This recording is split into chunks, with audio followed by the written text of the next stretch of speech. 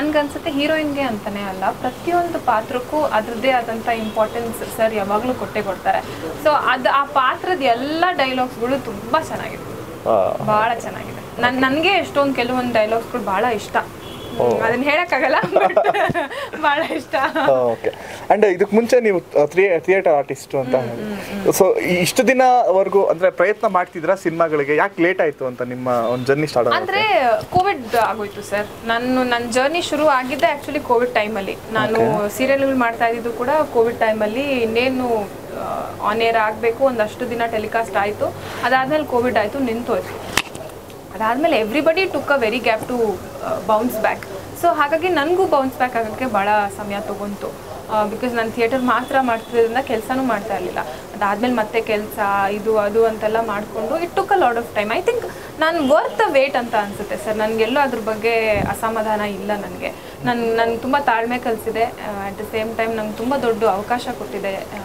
Vijay sir ಕೂಡ ಅಷ್ಟು ಅದನ್ನ ಸ್ಪಾಟ್ ಮಾಡಿ ಅದೇನೋ ಆ ವೇಟಿಗೆ ಸಿಕ್ಕಿರೋದು ಅಲ್ವಾ ಸರ್. ಇಲ್ಲಾಂದರೆ ನಾನು ಬೇರೆ ಕಡೆ ಎಲ್ಲೋ ಆಗಿದ್ರೆ I don't think it would been possible. So ಹಾಗಾಗಿ ಆ ವೇಟ್ ಬಗ್ಗೆ ನನಗೆ ತುಂಬಾ ಖುಷಿ ಇದೆ. ಓಕೆ. ಅಂಡ್ ವಿಜಯ್ ಸರ್ ಜೊತೆಗೆ ಸೇರಿ ಬೇರೆ ಯಾರ ಜೊತೆಗೆ ಸ್ಕ್ರೀನ್ ಶೇರ್ ಮಾಡಿದ್ದೀರಾ ಸಿನಿಮಾದಲ್ಲಿ? ಪ್ರತಿಯೊಬ್ಬರ ಜೊತೆನೂ ಸ್ಕ್ರೀನ್ ಶೇರ್ ಮಾಡಿದ್ದೀವಿ, ಟು ಬಿ ವೆರಿ ಆನೆಸ್ಟ್. ಈ ಪರ್ಟಿಕ್ಯುಲರ್ ಅಂತಾನೆ ಇಲ್ಲ, ಪ್ರತಿಯೊಬ್ಬರ ಜೊತೆನೂ ಸ್ಕ್ರೀನ್ ಶೇರ್ ಮಾಡಿದ್ದೀವಿ. ಓಕೆ. ಎಲ್ಲರ ಜೊತೆಗೂ ಅವಕಾಶ ಸಿಕ್ಕಿದೆ? ಎಲ್ಲರ ಜೊತೆನೂ ಎಲ್ರಿಗೂ ಎಲ್ಲರ ಜೊತೆನೂ ಅವಕಾಶ ಇದೆ. ಓಕೆ. ಅಂಡ್ ಈ ಸಾಂಗ್ ಬಗ್ಗೆ ಅಂದ್ರೆ ಲವ್ ಯು ಕಣೆ ಸಾಂಗ್ ಸ್ಟಾರ್ಟಿಂಗ್ ಅಲ್ಲಿ ನಮ್ಗನ್ಸಿದ್ದು ಓಕೆ ಏನೋ ಒಂಥರ ಇದೆಯಲ್ಲ ಸಾಂಗು ಅಂತ ಅನಿಸ್ತು. ಬಟ್ ಹೋಗ್ತಾ ಅದು ಸಿಕ್ಕಾಬಟ್ಟೆ ಅಡಿಕ್ಟ್ ಆಗಕ್ಕೆ ಶುರುವಾದ್ರೆ ಎಲ್ಲರಿಗೂ. ಸೊ ನಿಮ್ಗೆ ಸ್ಟಾರ್ಟಿಂಗ್ ಕೇಳಿದಾಗ ಯಾವ ಥರ ಒಪಿನಿಯನ್ ಇತ್ತು ಅಂತ ಸಾಂಗ್ಸ್ಗಳಿಗೆ ಅದೆಲ್ಲ ಕೇಳಿದಾಗ? ಸರ್ ನನಗೆ basically I am a music lover. ನನಗೆ ಭಾಳ ಇಷ್ಟ ಮ್ಯೂಸಿಕ್. ಆ್ಯಂಡ್ ಚರಣ್ ಸರ್ ಮ್ಯೂಸಿಕ್ಕೇ ಆಗಲಿ ಇಲ್ಲ ಬೇರೆ ಯಾರದೇ ಮ್ಯೂಸಿಕ್ ನಾನು ಕೇಳಿದ್ರೆ I am a music lover. First time ನನಗೆ ಕೇಳಿದಾಗ it was very shocking for me. ಏನ್ ಸಾಂಗ್ ಇದು ಹಿಂಗೆ ಬಟ್ ನಾನು ಕೇಳಿದಾಗ ಲಿರಿಕ್ಸ್ ಆಗಿರ್ಲಿಲ್ಲ. ನಾನು ಬರೀ ಟ್ರ್ಯಾಕ್ ಕೇಳಿದ್ದೆ ಅಷ್ಟೇ. ಟ್ರ್ಯಾಕ್ ಕೇಳಿ ನಾನೇ ಫಿದಾಗ್ಬಿಟ್ಟಿದ್ದೆ ಆ ಟ್ರ್ಯಾಕ್ಗೆನೆ. ಸೊ ಒಂದೊಂದು ಸಾಂಗು ಕೂಡ ತುಂಬಾ ವೆರೈಟಿ ಇದೆ. ನಮ್ ಲವ್ ಯು ಕಣೆ is a different variety, baby Chinnamma is a different variety. ಆಮೇಲೆ ನಮ್ ಮೊನ್ನೆ ಬಂದಂತ ಬೂಮ್ ಬೂಮ್ ಬ್ಯಾಂಗ್ಳೂರ್ ಅದು ಡಿಫ್ರೆಂಟ್ ವೆರೈಟಿ. ಆಮೇಲೆ ನಮ್ ಸೈಕ್ ಫಸ್ಟ್ ಸಾಂಗ್ ರಿಲೀಸ್ ಆಗಿದೆ, ಅದು ಇನ್ನೂ ದೊಡ್ಡ ವೆರೈಟಿ. ನಮ್ ರಾಹುಲ್ ಡಿಟೋ ಅಂಡ್ MC ಬಿಚೋರ್ ಮಾಡಿರೋದು. ಅದಾದ್ಮೇಲೆ ನಮ್ಮ ಜಲಿ ಗ್ಯಾಂಗ್ ಅವ್ರದ್ದು ಒಂದು ಚಾಕ್ನಾ ಸಾಂಗ್ ಬಿಟ್ರು, ಅದು ಇನ್ನೂ ದೊಡ್ಡ ವೆರೈಟಿ ಅದು. ಅಂಡ್ ಇನ್ನೂ ಇನ್ನೂ 2 ಇದೆ ಅಂತ ಹೇಳೋದು ಇನ್ಫಾರ್ಮ್ ಮಾಡೋದು ಸರ್ ನೆನ್ನೆ. ಅದು ಇನ್ನೂ ವೆರೈಟಿ ಆಗಿದೆ, ಅದು ಚೆನ್ನಾಗಿದೆ ಆ ಸಾಂಗ್ಸು ಕೂಡ. ಸೊ ಇಟ್ ಇಸ್ ಫುಲ್ ಎಲ್ಲ ವೆರೈಟಿ ಸೇರ್ಕೊಂಡು ಒಂದು ಡಿಶ್ ಆಗ್ತಾ ಇದೆ ಅಂತ ಅನ್ನೋ ಥರ ಫೀಲಿಂಗ್. ಅದು ತುಂಬಾ ಖುಷಿ ಆಯ್ತು ನನಗೆ ಸಾಂಗ್ ಕೇಳಿ. ನಿಮ್ಗೆ ಯಾವ ಸಾಂಗ್ ತುಂಬಾ ಇಷ್ಟ ಇದರಲ್ಲಿ? ಒಂದು ಸಾಂಗ್ ನನಗೆ ಎಲ್ಲ ಸಾಂಗ್ಸು ತುಂಬ ಇಷ್ಟ. ಬಟ್ ನನಗೆ baby Chinnamma is very favourite. ನಂಗೆ ತುಂಬ ಇಷ್ಟ ಆ ಹಾಡು. Because of the lyrics. ನಂಗೆ ಆ ಲಿರಿಕ್ಸ್ ತುಂಬ ಡಿಫ್ರೆಂಟ್ ಅಂತ ಅನ್ನಿಸ್ತು. ಮೇ ಬಿ ನಾನು ಯಾಕೆ ಅದನ್ನು ಹೇಳ್ತಿದ್ದೀನಿ ಅಂತ ನೀವು ಸಿನಿಮಾ ನೋಡಿದ್ಮೇಲೆ ನಿಮಗೆ ಗೊತ್ತಾಗುತ್ತೆ ಅದು ಯಾಕೆ ಆ ಲಿರಿಕ್ಸ್ ಬಗ್ಗೆ ಮಾತಾಡ್ತಿದ್ದಾರೆ ಅಂತ. ಅದು ನಂಗೆ ಭಾಳ ಇಷ್ಟ. Baby Chinnamma is one of my favourite. But ನಮ್ಗೆ ಅನ್ಸಿದ್ದು ಬೇಬಿ ಚಿನ್ನಮ್ಮ ನಿಮ್ಗೆ ಹೇಳ್ತಾ ಇದೀರೇನೋ ಅಂತ. ಬಿಕಾಸ್ ನಾವು ಕೇಳಿದೀವಿ ಅಷ್ಟೇ ಸಾಂಗ್, ವಿಡಿಯೋಸ್ ಆಗಿ ನೋಡಿಲ್ಲ. ಸಡನ್ ವಿಡಿಯೋಸ್ ಆಗಿ ನೋಡಿದಾಗ ಇದು ಬೇರೆ ಇದೆಯಲ್ಲ ಅಂತ ತುಂಬಾ ಶಾಕ್ ಅನಿಸ್ತು ನಮ್ಗೆ. ಆಕ್ಚುಲಿ ನೀವು ಸಿನಿಮಾ ನೋಡಿದಾಗ ಇನ್ನೂ ಶಾಕ್ ಆಗ್ತೀರಾ. ಇನ್ನೂ ನೆಕ್ಸ್ಟ್ ಲೆವೆಲ್ ಇದೆ ನಮ್ಮ ಎಕ್ಸ್ಪೆಕ್ಟೇಷನ್ ಇದೆ. ಓಕೆ.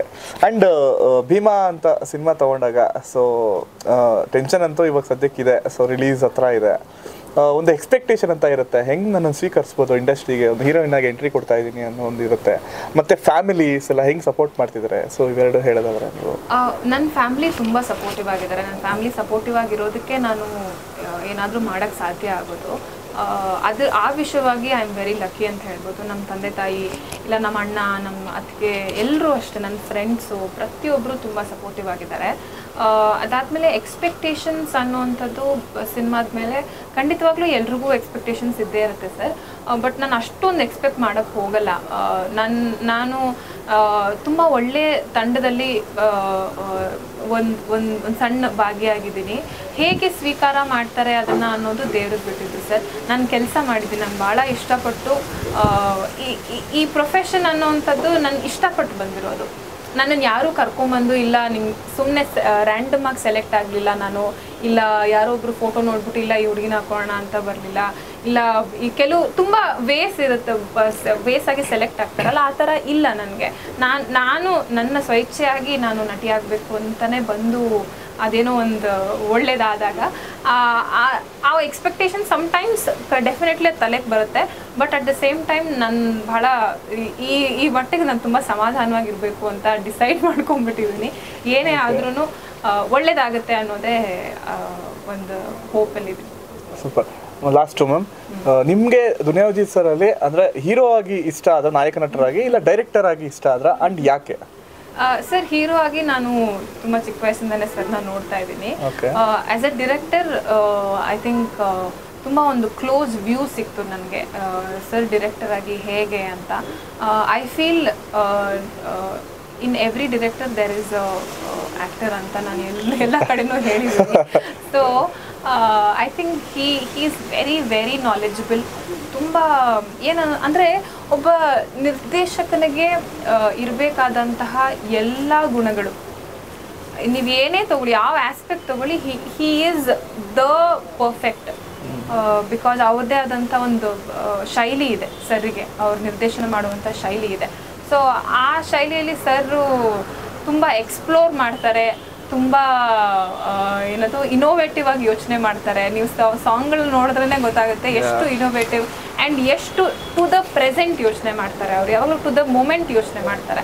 ಸೊ ಆ ಥರ ವಿಷಯಗಳಲ್ಲಿ ನನಗೆ Vijay sir as A director is amazing ಅಂತ ಅನ್ಸುತ್ತೆ ನನಗೆ. ಆ್ಯಂಡ್ ಪ್ರತಿಯೊಂದು ಆ್ಯಕ್ಟರಿಗೂ ಕೂಡ ಅವ್ರಿಗೆ ಆದಂಥ ಸ್ಪೇಸನ್ನು ಕೊಡ್ತಾರೆ. ಹಿ ಲೆಟ್ಸ್, ನೀವು ಮಾಡಿ, ನೀವೇನು ಮಾಡ್ತಿರೋ ಅದನ್ನು ಮಾಡಿ ಅಂತ ಬಿಡ್ತಾರೆ. He will allow us to do something. So ಆ ವಿಷಯವಾಗಿ sir is the captain of the ship, is the vote goes to him ಅಂತ director. Okay. And Vijay sir ಹತ್ರ ಯಾವಾಗಾದರೂ ಯಾವ್ದಾರ ವಿಷಯಕ್ಕೆ ಆ್ಯಕ್ಟ್ ಮಾಡುವಾಗ ಸೊ ಹೊಗಳಿಸ್ಕೊಂಡಿದ್ದುಂಟ, ಸಖತ್ತಾಗಿ ಮಾಡಿದ್ಯಮ್ಮ ಹಂಗೆ ಹಿಂಗೆ ಅಂತ, ಇಲ್ಲ ಅಂದರೆ ಬೈಸ್ಕೊಂಡಿದ್ದೆ ಏನಾದ್ರು ಇದೆಯಾ ಸನ್ನಿವೇಶಗಳೇನಾದರೂ? ಸರ್, ನಾನು ಹೊಗಳಿಕೆ ಮತ್ತೆ ಬೈಸ್ಕೊಂಡಿದ್ದು ಎರಡನ್ನೂ ನಾನು ಇನ್ಪುಟ್ ಆಗಿ ಯಾವಾಗಲೂ ತಗೋತೀನಿ.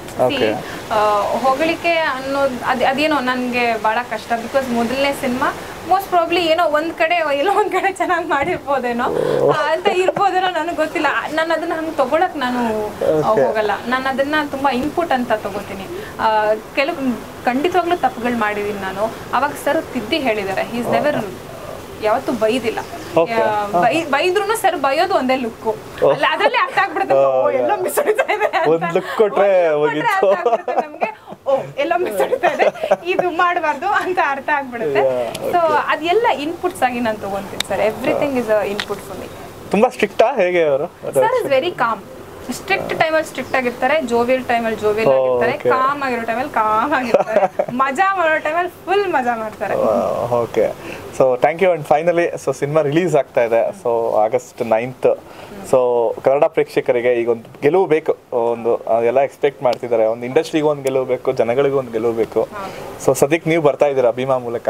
ಸೊ ಏನು ಹೇಳಕ್ಕೆ ಇಷ್ಟಪಡ್ತೀರಾ ಫೈನಲಿ? ಎಲ್ರಿಗೂ August 9ನೇ ತಾರೀಕು ಭೀಮಾ ಸಿನಿಮಾ ರಿಲೀಸ್ ಆಗ್ತಿದೆ. ದಯವಿಟ್ಟು ಸಿನಿಮಾ ಥಿಯೇಟರ್ಗೆ ಬಂದು ಸಿನಿಮಾ ನೋಡಿ ಅಂತ ಕೇಳ್ಕೊತೀನಿ. ಹೊಸ ಪ್ರತಿಭೆಗಳು ತುಂಬ ಜನ ಇದ್ದಾರೆ.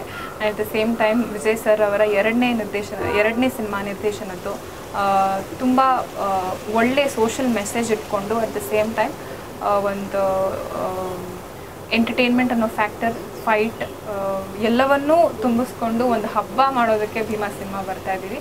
ದಯವಿಟ್ಟು ಭೀಮಾ ಸಿನಿಮಾನ August 9ನೇ ತಾರೀಕು ಸಿನಿಮಾ ಥಿಯೇಟರ್ಗೆ ಬಂದು ಸಿನಿಮಾ ನೋಡಿ ಅಂತ ಕೇಳ್ಕೊತೀನಿ.